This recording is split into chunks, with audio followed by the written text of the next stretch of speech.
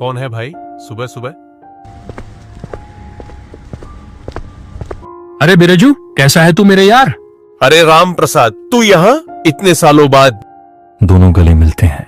ये दोनों बचपन के जिगरी यार थे।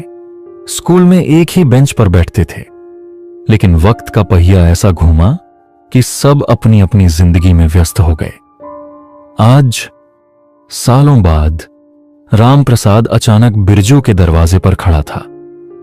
हाँ यार, सच कहूं तो वक्त ही नहीं मिलता, पर आज एक खास काम से आया हूं।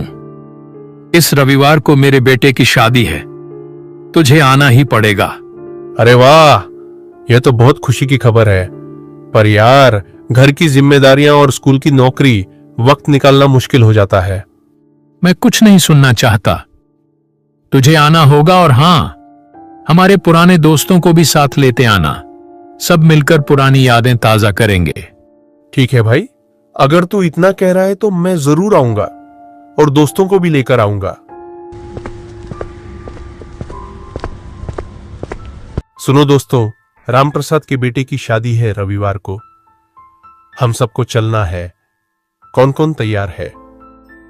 बिरजू भाई, मेरा तो बहुत मन है, पर मेरी बेटी की तबीयत बहुत खराब है। मैं उसे छोड़कर नहीं जा सकता। तुम लोग हो आओ। भोलू की मजबूरी सब समझ रहे थे, लेकिन बिरजू के साथ बैठे उसके दो और दोस्त सुरेश और रमेश, जो हमेशा साथ रहते थे, उन्होंने हामी भर दी। अरे बिरजू, तू चिंता मत कर, मैं और रमेश तैयार हैं। राम प्रसाद से मिले हुए जमाना हो गया। हाँ भाई, गांव की शादी और पुराना यार, हम जरूर चलेंगे। चलो ठीक है, फिर रविवार की सुबह बस स्टैंड पर मिलते हैं। रविवार की सुबह हुई।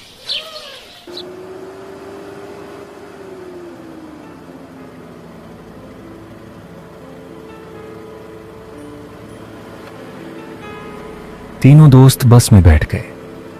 सफर लंबा था। बातें करते करते कब शाम हो गई पता ही नहीं चला।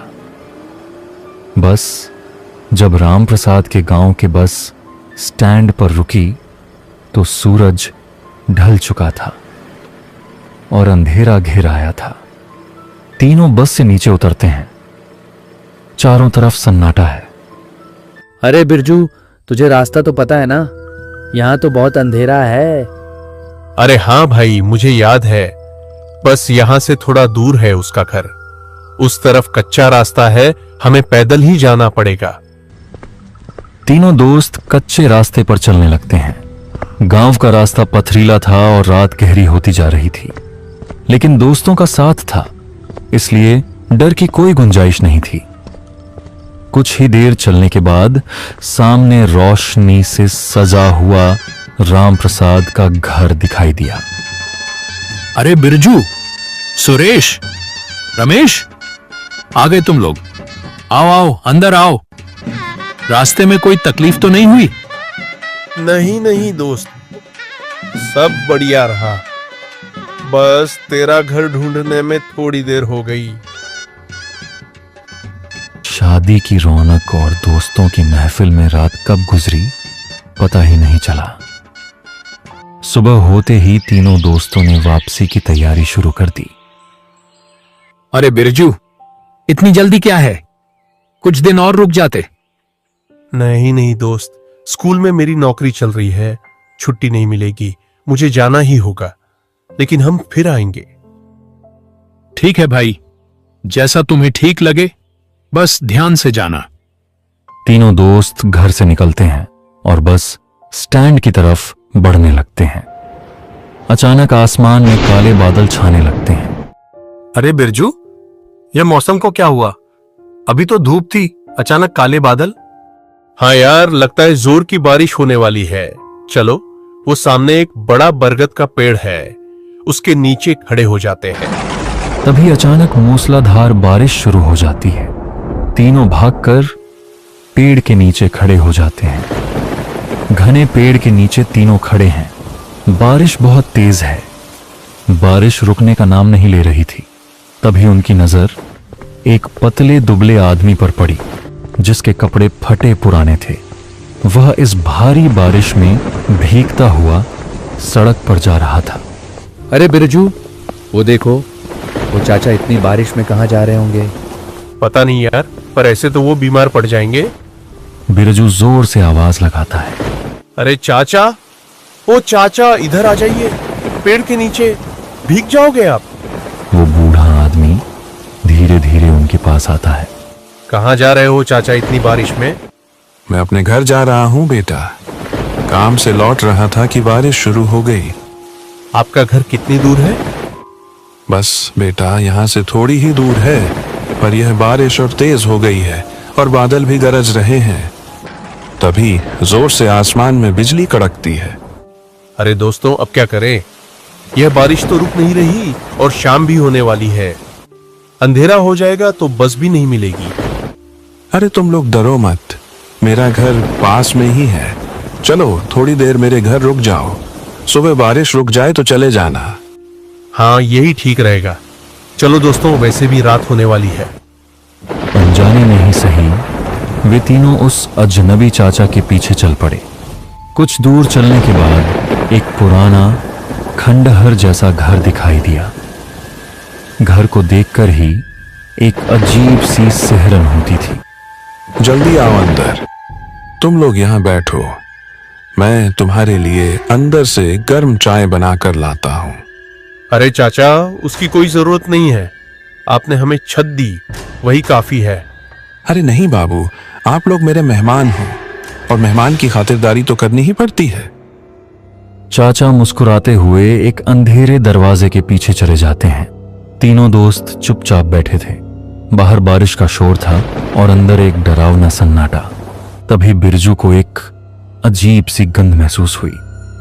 अरे यार, तुम लोगों को कुछ अजीब सी बदबू आ रही है, जैसे कोई चीज सड़ गई हो। हाँ यार, बास तो आ रही है। लगता है उस सामने वाले कमरे से आ रही है जहां चाचा गए हैं। चलो एक बार चलकर देखते हैं। तीनों दबे पांव उस कमरे की तरफ बढ़ते हैं। बिरजू धीरे से दरवाजा खोलता है। कमरे के अंदर एक कुर्सी पर एक लाश बैठी है। उसके कपड़े वही हैं जो उस चाचा ने पहन रखे थे। ये तो वही चाचा हैं, लेकिन ये तो मर चुके हैं। इनकी लाश सड़ चुकी है। बिरजू भाग, ये कोई चाचा नहीं, ये भूत है। ये सब एक छलावा है, भागो यहाँ से। डर के मारे उनका खून जम गया। वे तीनों जान हथेली पर रखकर उस घर से बाहर भागे। बारिश, कीचड़ और अंधेरे की परवाह किए बिना वे दौड़ते रहे जब तक कि वे एक खुले मैदान में गिरकर बेहोश नहीं हो गए। सुबह जब उनकी आंख खुली तो उन्होंने देखा कि गांव के कुछ लोग और उनका दोस्त राम प्रसाद उनके पास खड़े हैं। अरे बिरजू, तुम तीनों की यह हालत कैसे हुई? तुम तो कल ही घर जाने के लिए निकले थे, फिर यहां मैदान में बेहोश कैसे? बिरजू ने कांपते हुए पूरी आपबीती राम प्रसाद और गांव वालों को बताई। अरे बिरजू, जिस हुलिये के आदमी की तुम बात कर रहे हो, वो हमारे गांव के पुराने सरपंच थे। कुछ महीने पहले उनकी बीवी को एक लाइलाज बीमारी हो गई थी और वो चल बसी।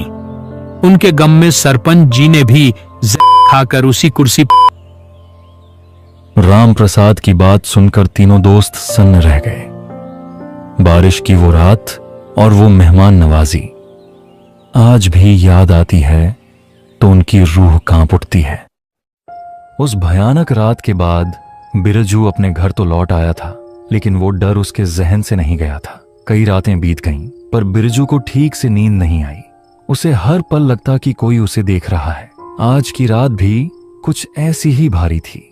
बिरजू बिस्तर पर करवट बदल रहा है, तभी अचानक दरवाजे पर दस्तक होती है। कौन है बाहर? बाहर सन्नाटा है, सिर्फ हवा की आवाज। बिरजू हिम्मत करके उठता है और दरवाजा खोलता है। दरवाजा खुलता है, बाहर कोई नहीं है, सिर्फ अंधेरा। बिरजू राहत की सांस लेता है और जैसे ही पीछे मुड़ता है, वो चाचा कमरे में खड़ा था। तुम यहाँ कैसे? मैं तो अपने घर आ गया हूँ। चाचा बिना हिले शांत खड़े हैं। उनका शरीर अब सड़ा गला नहीं है। डरो मत बिरजू, डरो मत, मैं तुम्हें मारने नहीं आया। लेकिन राम प्रसाद ने कहा था तुम मर चुके हो, तुम एक भूत हो। हाँ, मैं मर चुका हूं, लेकिन वो कहानी जो गांव वालों ने तुम्हें और राम प्रसाद ने सुनाई, वो झूठ है, सरासर झूठ। उन्होंने कहा कि मैंने पत्नी के गम में खाया, लेकिन सच तो सिर्फ मुझे पता है कि मैं कैसे मरा। सच? कैसा सच?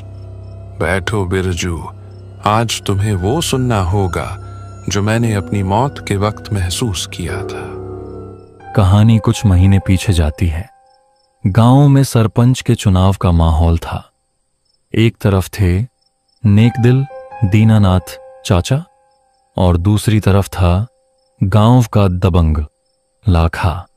भाइयों, मैं वादा करता हूं कि अगर मैं सरपंच बना तो गांव की सड़क और पानी की दिक्कत हमेशा के लिए खत्म कर दूंगा। गांव वालों को दीनानाथ की अच्छाई पर भरोसा था। चुनाव हुआ और नतीजे आए। लोग खुशी से नाच रहे हैं। चाचा के गले में फूलों की माला है। लाखा दूर खड़ा गुस्से में अपनी मूंछों पर ताव दे रहा है। मैं सरपंच का चुनाव जीत गया था बिरजू। लाखा बुरी तरह हार गया था। उसे यह हार बर्दाश्त नहीं हुई। उसकी आंखों में मैंने अपनी मौत देख ली थी, पर मैं समझ नहीं पाया। चुनाव जीतने की अगली ही रात लाखा दीनानाथ के घर आया, चेहरे पर झूठी मुस्कान और दिल में नफरत का जहर लेकर। अरे सरपंच जी, बधाई हो। पुरानी बातें भूल जाओ। मैं अपनी हार मानता हूँ। ये लो, जीत की खुशी में मेरे हाथ का बना खाना और मिठाई खाओ। आज पुरानी दुश्मनी खत्म। चाचा, जो बहुत भोले थे, लाखा की बातों में आ गए। आओ लाखा भाई, तुमने बड़ा दिल दिखाया। आओ साथ में खाते हैं। लाखा ने बड़ी चालाकी से वो थाली दीनानाथ के आगे सरका दी जिसमें उसने पहले से ही तेज रखा था। चाचा खाना खा रहे हैं। लाखा उन्हें घूर रहा है। जैसे ही चाचा ने खाना खाया, उनके गले में जलन होने लगी। चाचा अपनी गर्दन पकड़कर जमीन पर गिर जाते हैं। मुंह से निकलने लगता है। लाखा, ये क्या किया तुमने? मेरे सीने में आग लग रही है। हाँ हाँ हाँ, सरपंच बनेगा तू। अब बन सरपंच। गांव वालों को मैं कह दूंगा कि पत्नी के गम में तूने कर ली। कोई शक भी नहीं करेगा। दीनानाथ तड़पते रहे, पानी मांगते रहे, लेकिन लाखा बस हंसता रहा। और देखते ही देखते दीनानाथ की सांसें थम गईं। वो नीचे ही पड़े मर गए और लाखा ने उसको कुर्सी पर बैठाकर चला गया। देखा तुमने बिरजू, मुझे मारा गया है। मेरी आत्मा उस घर में भटक रही थी क्योंकि मुझे इंसाफ चाहिए था। लाखा आज भी जिंदा है और गांव का सरपंच बना बैठा है। लेकिन मैं क्या कर सकता हूं चाचा? मैं तो दूसरे गांव का हूं। तुम्हें कुछ नहीं करना, बस मेरी यह कहानी राम प्रसाद को बता देना। उसे मेरे घर के पिछले आंगन में दबी वो जहर की पुड़िया मिलेगी जो लाखा ने वहां फेंक दी थी। वही मेरा सबूत है। मेरा वक्त खत्म हुआ बिरजू, मुझे मुक्ति दिला दो। सुबह का मुर्गा बांध देता है और सुबह हो गई। चाचा का साया गायब होने लगता है। अगली सुबह बिरजू फोन पर राम प्रसाद से बात कर रहा है। राम प्रसाद, तुरंत चाचा के घर के पिछले आंगन की खुदाई करवा। वहां एक पुड़िया मिलेगी। लाखा ने ही चाचा को मारा है। बिरजू की बात सुनकर राम प्रसाद और गांव वालों ने खुदाई की। उन्हें वो सबूत मिल गया। लाखा का पाप सबके सामने आ गया। पुलिस ने लाखा को पकड़ लिया। आखिरकार उस भटकती आत्मा को शांति मिल गई। लेकिन बिरजू आज भी रात को दरवाजा खोलने से पहले 10 बार सोचता है।